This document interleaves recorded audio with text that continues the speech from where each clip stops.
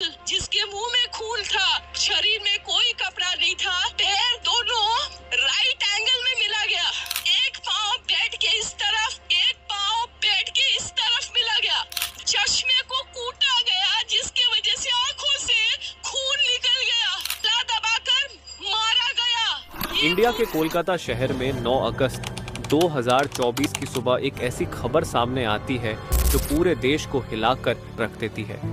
ये खबर थी एक 31 साल की महिला डॉक्टर की, जो कोलकाता के आरजिकर मेडिकल कॉलेज एंड हॉस्पिटल में अपनी ट्रेनिंग कर रही थी। हॉस्पिटल जैसे सुरक्षित माने जाने वाले जगह पर इस महिला डॉक्टर का मर्डर एंड रेप होना काफी चौंकाने वाला था। इस घटना का खुलासा तब हुआ जब डॉक्टर के डेथ बॉडी का पोस्टमार्टम किया गया। इस रिपोर्ट ने लोगों की रूह तक को हिला दिया, क्योंकि यह मामला सिर्फ एक मर्डर का नहीं था, बल्कि इससे कहीं ज्यादा खौफनाक केस था। पोस्टमार्टम रिपोर्ट में खुलासा हुआ कि उस डॉक्टर की हत्या गला घोंटकर की गई थी, इतनी ताकत से कि उनका थायराइड कार्टिलेज तक टूट गया था। इस हत्या के पहले डॉक्टर ने अपनी जान बचाने के लिए कोशिश किया था। इसका सबूत उनके शरीर पर मिले कई निशानों से मिला सबसे डरावना सच तब सामने आया जब डॉक्टर के प्राइवेट पार्ट्स पर घावों के निशान पाए गए। इससे साफ हुआ कि यह सिर्फ मर्डर का मामला नहीं था, बल्कि ये रेप के बाद किया गया एक खौफनाक हत्याकांड था। हॉस्पिटल के परिसर में इतनी बड़ी घटना हो जाती है और किसी को कान खबर तक नहीं होती। क्या उस रात कुछ ऐसा हुआ था जिसे जानकर आप गुस्से से बौखला जाओगे? क्या वहां कोई और था जिसने इस क्रूर घटना को अंजाम दिया, और अगर था तो आखिर कौन था? इन्हीं सवालों के जवाब खोजते हुए हम आज की इस वीडियो में आपको बताएंगे कि आखिर क्या हुआ था उस रात इस मेडिकल कॉलेज के शांत माने जाने वाले परिसर में। जब आपको सच का सामना होगा तो यकीन मानिए आपके भी रोंगटे खड़े हो जाएंगे। Guys, before starting this video let me tell you कि मैं यहाँ पर उन फीमेल डॉक्टर को श्रुति नाम से रेफर करने वाला हूँ, एंड ये उनका रियल नेम नहीं है, सो कंफ्यूज मत होना। श्रुति एक जूनियर डॉक्टर जो कि कोलकाता के आरजिकर मेडिकल कॉलेज एंड हॉस्पिटल से अपनी डॉक्टर की ट्रेनिंग ले रही थी 8 अगस्त 2024 को। और दिन की तरह श्रुति अपनी नाइट शिफ्ट पर होती है और वह अपनी जॉब कर रही होती है। तभी रात के 11 बजे उन्हें अपनी मदर का फोन आता है, जैसे कि हर दिन आता था, क्योंकि पेरेंट्स को तो अपने बच्चों की चिंता हमेशा होती है। श्रुति की मदर उनसे पूछती है कि क्या तुमने खाना खा लिया और तबीयत वगैरह तो ठीक है। रिप्लाई में श्रुति बोलती है कि उनकी तबीयत एकदम ठीक है और वो बस अभी कुछ पेशेंट्स को देखने जा रही है, जिसके बाद वो अपने कलीग्स के साथ बैठकर खाना खाएंगे। अपनी मदर से बात करने के बाद श्रुति पेशेंट्स को देखने राउंड पर निकल जाती है। सारे पेशेंट्स को देखने में और अपना काम खत्म करने में श्रुति को रात के 2 बज जाते हैं, जिसके बाद वो अपने कलीग्स के साथ जाकर हॉस्पिटल कैंटीन में ही बैठ जाती है, जहां मिलकर ये लोग अपना खाना भी खाते हैं और साथ साथ थोड़ी बातें भी करते हैं।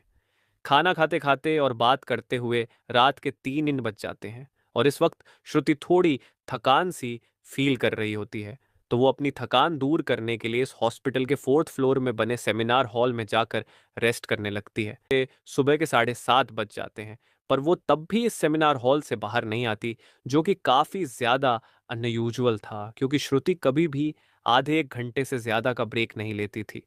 हॉस्पिटल का एक वर्कर जो कि सुबह की शिफ्ट स्टार्ट होने से पहले हॉस्पिटल के सारे रूम्स को चेक कर रहा होता है, और वो ऐसे ही सारे रूम्स को चेक करते हुए इस सेमिनार हॉल की तरफ आता है।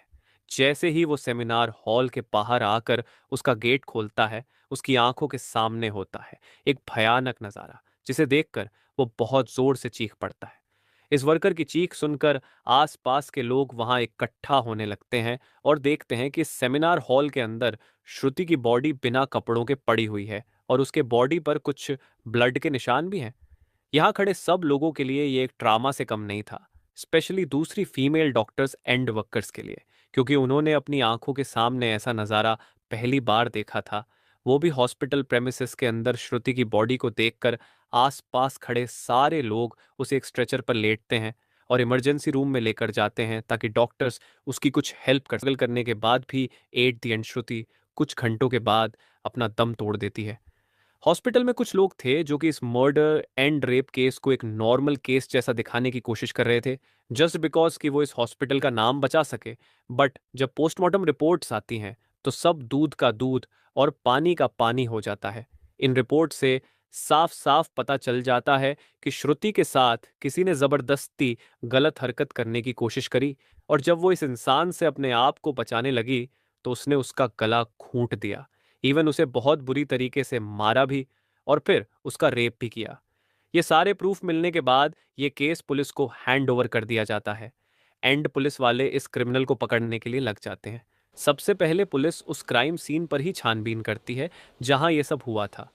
किस्मत से पुलिस वालों को वहां पर श्रुति के कुछ नेल्स एंड ब्लड सैंपल्स मिलते हैं, और साथ ही एक ब्लूटूथ नेक बैंड। ये केस शायद और भी जल्दी सॉल्व हो जाता अगर उस फ्लोर पर सीसीटीवी कैमरा होते तो, बट बदकिस्मती से इस सेमिनार रूम के अंदर या इसके आसपास कोई सीसीटीवी कैमरा नहीं थे। लेकिन जिस रास्ते से इस फ्लोर पर एंटर करा जाता था वहां पर कुछ सीसीटीवी कैमरा थे। पुलिस वाले इन सीसीटीवी कैमरा में सुबह के 3 बजे से 8 बजे के बीच की रिकॉर्डिंग चेक करते हैं कि इतने टाइम के बीच कितने लोग इस फ्लोर पर आए और गए थे। इन सीसीटीवी फुटेजेस को चेक करने के बाद ये पता चलता है कि टोटल 6 लोग इस फ्लोर पर आए और गए थे।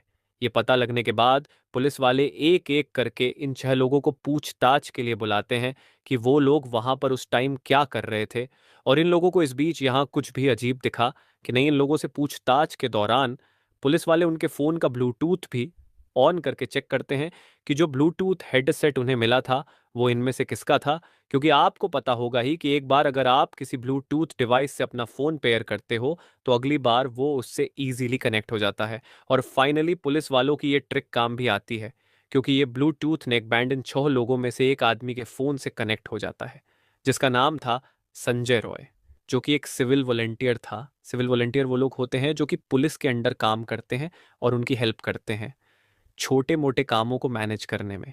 लाइक आपने बहुत सारे फेस्टिवल्स अनऑथराइज्ड पार्किंग या भीड़ भाड़ वाले एरिया में देखा होगा कि कुछ ब्लू कलर की यूनिफॉर्म्स पहनकर ऑफिसर्स खड़े रहते हैं, जिनका काम होता है कि विदाउट एनी रीजन कहीं पर भी ज्यादा क्राउड इकट्ठा ना हो। तो अब पुलिस वालों को अपना पहला कातिल मिल चुका था, जिसके बाद वो संजय रॉय से और गुस्से से पेश आने लगते हैं। बट संजय पुलिस वालों की किसी बात का भी जवाब नहीं दे रहा होता, क्योंकि वो काफी ज्यादा नशे की हालत में था। इस बीच पुलिस वाले संजय का फोन भी चेक करते हैं, जिसमें उन्हें भर भर के पोर्नोग्राफिक कंटेंट मिलता है, जिससे उनका शक यकीन में बदल चुका था कि संजय ही श्रुति के मर्डर का मेन कल्प्रीट है। इसके बाद पुलिस वाले संजय रॉय को और ज्यादा डराने लगते हैं, एंड फाइनली वो डर कर अपना गुनाह कबूल भी कर लेता है कि उसने ही श्रुति को मारा है और उसका रेप किया है। यह पता लगते ही कुछ पुलिस वाले और प्रूफ्स कलेक्ट करने संजय रॉय के घर जाते हैं, जहां पर उन्हें एक शू मिलता है जिसके ऊपर कुछ खून जैसे ही धब्बे थे। तो पुलिस वाले उसका सैंपल कलेक्ट कर लेते हैं। थोड़ी और तलाशी लेने पर पुलिस वालों को संजय के घर के बाहर कुछ कपड़े सूखते हुए दिखते हैं, और ये वही कपड़े थे जो कि उस दिन संजय ने पहने थे, क्योंकि ये सब सीसीटीवी कैमरा में कैप्चर हो गया था, जिससे जाहिर था कि संजय ये कर रहा था। बट जब संजय को पूछताछ के लिए पुलिस स्टेशन में लाया गया था उस वक्त वो काफी ज्यादा नशे की हालत में था। तो क्या वो ये सब बस इसलिए कर रहा था ताकि उसे कम सजा मिले, जस्ट बिकॉज वो उस वक्त नशे में था? बाद में जब पुलिस वाले उस शू पर लगे ब्लड सैंपल्स को चेक करवाते हैं तो वो भी श्रुति के ब्लड से मैच हो जाता है, which was a solid proof against him. इन सारी रिपोर्ट्स एंड डिटेल्स को एक साथ कंबाइन करके पुलिस वालों को पता चलता है कि उस रात संजय रॉय काफी ज्यादा नशे की हालत में था, और वो रात के 11 बजे हॉस्पिटल में एंटर करता है। संजय अक्सर उस हॉस्पिटल में नाइट शिफ्ट किया करता था, तो उसे यहाँ की काफी अच्छी नॉलेज भी थी कि कहाँ पर कैमरा है और कहाँ पर नहीं। तो वो आराम से इस हॉस्पिटल के 4th फ्लोर पर जाकर बैठ जाता है, क्योंकि वो नहीं चाहता था कि कोई उसे ज्यादा नशे की हालत में देखे, वरना वो अपनी जॉब से हाथ धो सकता था। 4th फ्लोर पर आते ही वो अपना आराम से सो जाता है। जब उसकी आंख खुलती है तब तक सुबह के 3 बज चुके थे। तभी संजय की नजर श्रुति पर पड़ती है, जो कि रेस्ट करने सेमिनार हॉल में जा रही थी। श्रुति को अकेला देखकर संजय के इरादे बिगड़ने लगते हैं। वो पहले काफी देर तक इस फ्लोर के चक्कर लगाने लगता है, ये कंफर्म करने के लिए कि कोई यहां पर ज्यादा आ तो नहीं रहा। जब उसे लगता है कि हाँ उसका रास्ता साफ है, तो वो 4 बजे सेमिनार हॉल के अंदर एंटर करता है और फिर वहां से 4:45 पर बाहर आता है। इन 45 मिनट्स तक श्रुति के साथ इस आदमी ने क्या क्या किया होगा और वो कितने पेन से गुजरी होगी, ये सोचकर ही किसी का भी दिल सहम जाएगा। स्पेशली श्रुति के पेरेंट्स, जिन्होंने इतनी उम्मीद से और सेक्रीफाइसेस करके अपनी बच्ची को डॉक्टर बनने भेजा था, एंड श्रुति अपने पेरेंट्स की अकेली बेटी थी, तो उनके लिए तो ये किसी